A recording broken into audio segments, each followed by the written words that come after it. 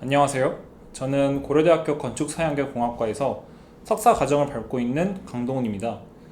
제가 오늘 발표할 내용의 제목은 Training Handwritten Images with GAN and CGAN입니다. 먼저 발표 내용 순서에 대해 말씀드리겠습니다. 첫 번째 챕터에서는 GAN이란 무엇인가에 대해 설명하고자 합니다. 먼저 GAN을 구성하고 있는 성분에 대해 이야기하고 각각의 성분을 GAN에서 어떻게 훈련시키는지 이야기하고자 합니다. 두 번째 챕터에서는 간단한 데이터셋을 GAN에 적용하고 그 결과를 살펴보고자 합니다. 또한 도출된 결과를 바탕으로 적용한 구조의 한계와 성능 향상 방안에 대해서도 간단히 짚고 넘어가고자 합니다. 마지막 챕터에서는 GAN의 부족한 점을 보완하기 위해 CGAN이라는 알고리즘을 간단히 소개하고자 합니다. 또한 CGAN의 특징을 짚어보고 도출된 결과를 GAN과 비교하면서 발표를 마무리하고자 합니다. 그럼 이제부터 본론을 말씀드리도록 하겠습니다. 먼저 GAN은 무엇인가입니다. GAN에 대해 설명하기에 앞서 머신러닝이 무엇인지에 대해 간략하게 말씀드리도록 하겠습니다. 간단하게 정의하자면 입력 데이터로부터 그것의 특징을 찾는 과정을 말합니다.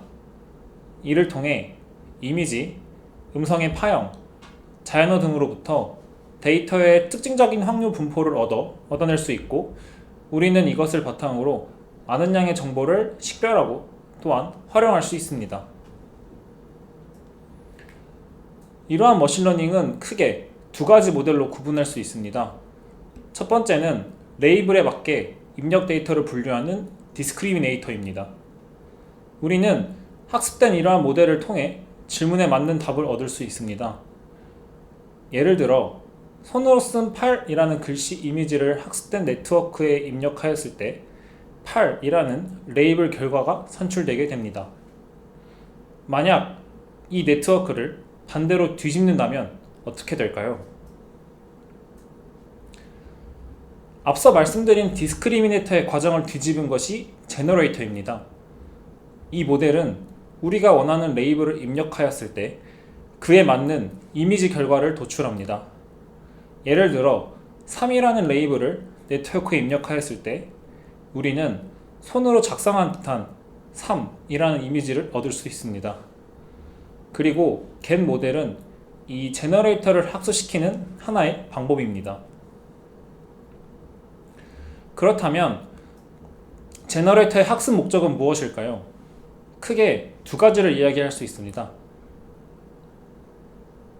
첫 번째는 다른 입력 데이터를 넣었을 때 각각 서로 다른 이미지를 만들어내야 한다는 것입니다. 만약 A라는 입력 데이터를 넣었을 때 1이라는 결과가 나왔다면 B라는 입력을 넣었을 때는 5와 같은 다른 결과가 나와야 합니다. 두 번째 목적은 제너레이터에서 이미지가 생성될 때 불분명하고 애매모호한 이미지가 나오는 것을 막아야 합니다. 대신 실제 같고 그럴듯한 이미지가 나올 수 있도록 훈련되어야 합니다. 다시 말해 아래 오른쪽 그림처럼 애매모호한 구 이미지 대신 왼쪽처럼 선명한 이미지 결과가 나와야 합니다. 그럼 이제부터 GAN의 구조와 학습 과정을 통해 어떻게 제너레이터가 학습 목적을 달성할 수 있는지 말씀드리겠습니다. GAN은 앞서 말씀드린 두 가지 모델을 결합한 네트워크입니다. 여기서 디스크리미네이터는 분류 기능을 통해 실제 입력 데이터와 생성된 가짜 데이터를 구분하고 제너레이터는 이미지를 생성하는 역할을 합니다. 이때 제너레이터는 디스크리미네이터가 실제 입력 데이터로 착각하게끔 그럴듯한 이미지를 만드는 것이 목표입니다. 이러한 적대적 관계인 그들은 경쟁을 통해 서로 능가하고자 노력하며 그 결과 둘 다 성능을 향상시키려는 방향으로 학습하게 됩니다. 다시 말해 제너레이터 혼자 학습을 통해 데이터의 분포를 익히는 것보다 디스크리미네이터와 같이 학습함으로써 학습 목적을 조금 더 쉽게 달성할 수 있게 되는 것입니다. 학습하는 과정을 그림으로 간단히 표현하면 다음과 같습니다. 녹색 선은 제너레이터에 의해 생성된 데이터의 분포이고, 각 점이 나타내는 검은색의 이산 분포는 실제 데이터의 분포입니다. 처음에는 두 개의 분포가 다른 것을 확인할 수 있으며, 그 차이를 디스크리미네이터가 구분하고 있는 것을 파란색 선을 통해 확인할 수 있습니다. 그러나 학습이 진행됨에 따라 녹색 선이 실제 데이터의 분포에 근사하고, 이로 인해 디스크리미네이터가 두 분포의 차이를 인식하지 못하게 됩니다. 겐의 목적 함수와 알고리즘을 통해 조금 더 자세하게 알아보겠습니다. 겉으로 보기에는 복잡해 보이지만 간단하게 두 부분으로 나눠서 볼 수 있습니다. 첫 번째 부분에서는 목적 함수의 값이 최대화되는 방향으로 디스크리미네이터를 학습하게 됩니다. 그리고 두 번째 부분은 목적 함수의 값이 최소화되는 방향으로 제너레이터를 학습하게 됩니다. 그럼 이제 각 부분에 대해 자세하게 설명드리겠습니다. 먼저 주어진 목적 함수를 디스크리미네이터와 관련된 항으로 정리하면 다음과 같이 정리할 수 있습니다. 첫 번째 항은 디스크리미네이터가 실제 데이터를 받고 1이 출력되도록 훈련시키는 것을 의미합니다. 반면 두 번째 항은 디스크리미네이터가 가짜 데이터를 받고 0이 출력되도록 훈련시키는 것을 의미합니다. 따라서 전체 함수 값이 최대화되도록 훈련된다고 해석할 수 있습니다. 만약 주어진 목적 함수를 제너레이터와 관련된 항으로 정리하면 첫 번째 항이 더 이상 필요 없게 됩니다. 따라서 다음과 같이 식을 정리할 수 있습니다. 여기서 제너레이터가 디스크리미네이터를 속여 가짜 데이터를 실제 데이터로 판단하도록 훈련될 것입니다. 이는 D의 값이 1이 되도록 훈련되는 것이기 때문에 전체 함수 값이 최소화되도록 훈련된다는 것을 의미합니다. 위에서 이야기한 알고리즘을 단계별로 나누면 총 3단계로 나눌 수 있습니다. 첫 번째 단계에서는 실제 데이터를 디스크리미네이터에 입력하여 학습시킵니다. 이때 결과는 1이 도출되어야 하며, 그렇지 않을 경우 그 차이를 통해 디스크리미네이터를 업데이트합니다. 2단계에서는 제너레이터에서 생성된 가짜 이미지를 통해 판별계를 학습시킵니다. 이때 결과는 0이 도출되어야 하며, 발생한 손실은 디스크리미네이터 업데이트에만 사용됩니다. 마지막 단계에서는 제너레이터가 학습됩니다. 이때에는 디스크리미네이터를 속이는 것이 목적이기 때문에 결과값이 1이 나오는 것을 목적으로 학습이 진행됩니다. 겐의 구조에 대해서 알아보았다면 지금부터는 손으로 쓴 숫자 데이터를 겐에 학습시키고 그 결과를 이야기하고자 합니다. 먼저 입력 데이터에 대해 말씀드리겠습니다. 제가 사용한 입력 데이터는 mlist 데이터로 0부터 9까지 손으로 쓴 숫자 이미지입니다. 이 안에는 훈련용 6만 개 이미지와 테스트용 10,000개 이미지가 들어있습니다. 이때 각 이미지의 크기는 28×28 픽셀로 구성되어 있습니다. 가장 먼저 적용한 겐의 구조는 다음과 같습니다. 아래 그림은 그 구조의 일부분을 가져온 것으로, 활성화 함수로는 시그모이드 함수를, 손실 함수로는 평균 제곱 오차를 적용하였습니다. 이를 적용한 이유는 간단한 형태여서 쉽게 적용할 수 있기 때문입니다. 훈련되는 동안에 손실값과 학습된 제너레이터에서 생성된 이미지를 통해 결과를 살펴보면 다음과 같습니다. 먼저 왼쪽 위의 그래프는 학습하는 동안 디스크리미네이터의 손실값을 나타낸 것입니다. 여기서 빨간 선은 학습이 잘 되었을 때 수렴되어야 하는 값을 의미합니다. 처음에는 0.25로 치솟는 것을 확인할 수 있으며, 이는 디스크리미네이터와 제너레이터가 균형을 이루며 학습되고 있다는 것을 의미합니다. 그러나 그 이후에는 디스크리미네이터의 학습 성능이 제너레이터를 앞지르면서 손실값이 0에 가까워지게 됩니다. 이는 학습이 제대로 이루어지지 못했다고 해석할 수 있습니다. 제너레이터의 손실 그래프에서도 같은 결론을 내릴 수 있습니다. 학습 초반에는 두 모델의 학습이 잘 이루어지기 때문에 빨간 선에 가까워지는 것을 확인할 수 있습니다. 그러나 그 이후에는 손실이 증가하여 그 값이 1에 가까워집니다. 이를 통해서도 학습이 제대로 이루어지지 못했다고 해석할 수 있습니다. 학습된 제너레이터에서 출력된 이미지에서도 같은 결론을 내릴 수 있습니다. 20개의 이미지를 출력하였을 때 모두 비슷한 이미지가 출력된 것을 보신 바와 같이 알 수 있습니다. 이는 0부터 9까지 다양한 이미지를 출력할 수 없다는 것을 의미하며 제너레이터가 제대로 학습되지 않았다고 해석할 수 있습니다. 학습이 제대로 이루어지지 않은 원인 중 하나로 모드 붕괴, 즉 모드 컬랩스를 생각해 볼 수 있습니다. 원래 겐을 통해 학습된 제너레이터는 왼쪽 그림과 같이 다양한 결과가 도출되어야 합니다. 그러나 제너레이터가 디스크리미네이터보다 먼저 데이터 분포를 학습하는 과정에서 실제 이미지와 비슷한 결과를 도출할 수 있는 지점을 찾는 경우가 발생할 수 있습니다. 이렇게 되면 제너레이터는 그 지점에서 하나 또는 일부의 이미지만 생성할 수 있게 되며 이를 모드 붕괴라고 합니다. 이러한 단점을 극복하기 위해 다양한 방법을 적용할 수 있습니다.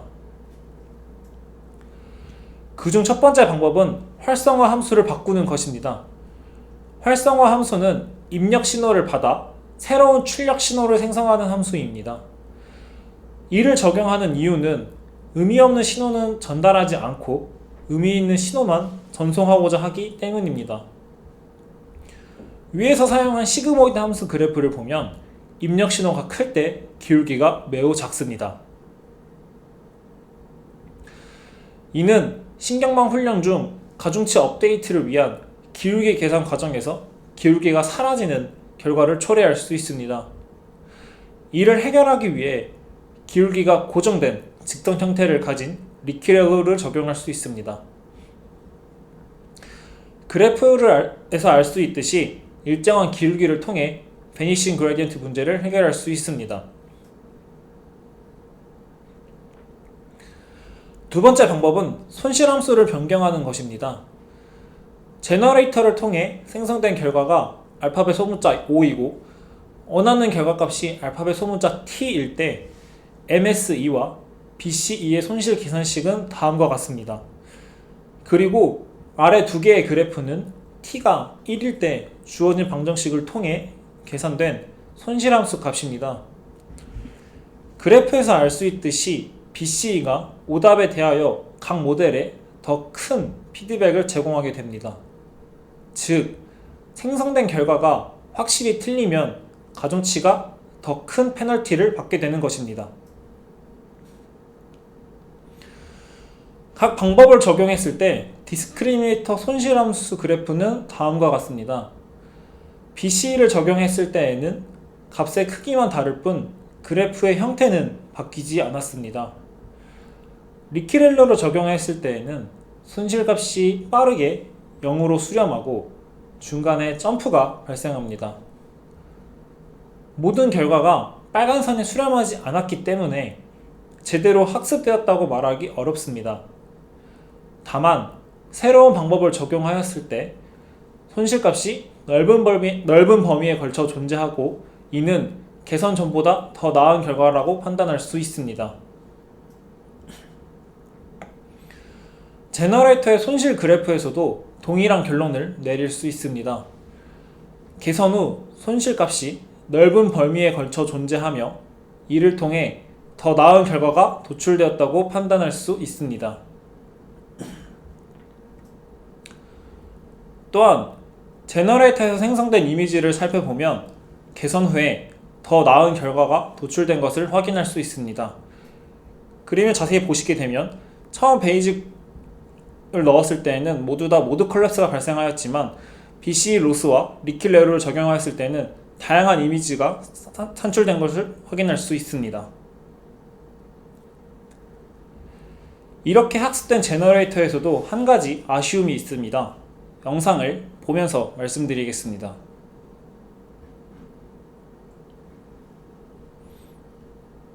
죄송합니다.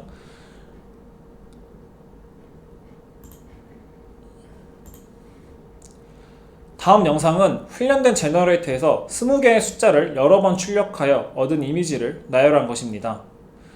결과를 보면 이미지를 만들 때마다 모두 다르다는 것을 알 수 있습니다.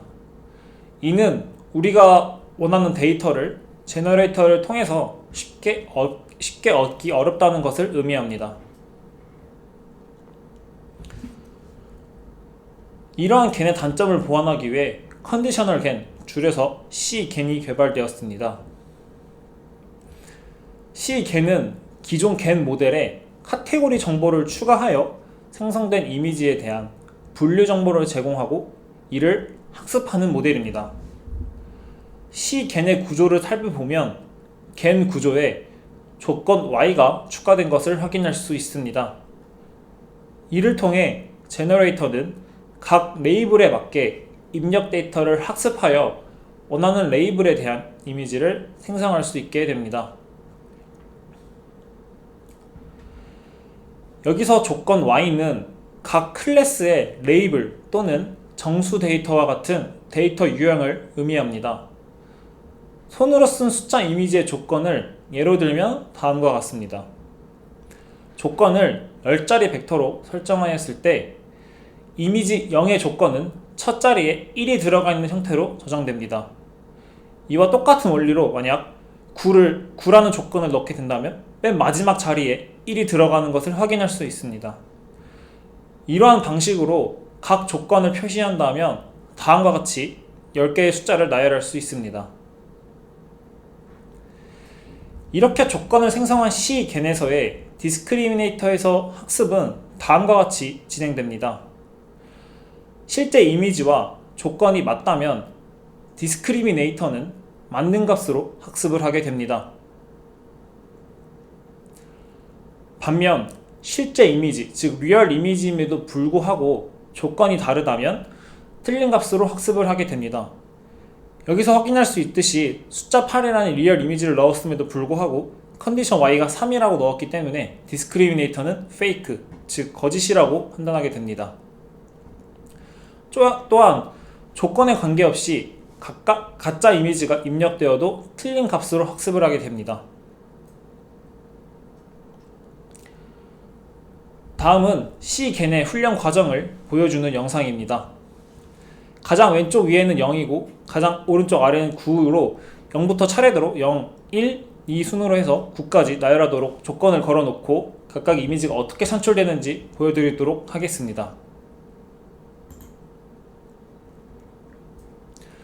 처음에는 모드 컬랩스와 같이 모든 숫자가 다 동일하게 보이지만 학습이 진행됨에 따라서 점점 선명한 형태로 숫자가 형성되는 것을 확인할 수 있습니다. 이는 학습이 진행됨에 따라 C겐이 조건에 맞게 제대로 학습되고 있다는 것을 확인할 수 있는 과정입니다. 훈련된 겐과 C겐에서 생성된 이미지를 비교해보면 겐을 통해 생성된 이미지는 랜덤하게 출력되는 것을 확인할 수 있습니다. 즉 왼쪽 그림과 같이 총 20개의 이미지를 출력하였을 때 어떤 특별한 조건 걸지 않았기 때문에 랜덤하게 숫자가 형성된 것을 확인할 수 있습니다. 반면 C겐을 통해 생성된 이미지는 원하는 조건에 맞게 출력되는 것을 확인할 수 있습니다. 오른쪽 그림에서 보시는 것과 같이 디짓 0, 디짓 1은 각각의 조건을 의미하게 됩니다. 이 조건에 맞게 제너레이터를 입력하게 되면 그에 맞는 이미지가 형성되는 것을 확인할 수 있습니다.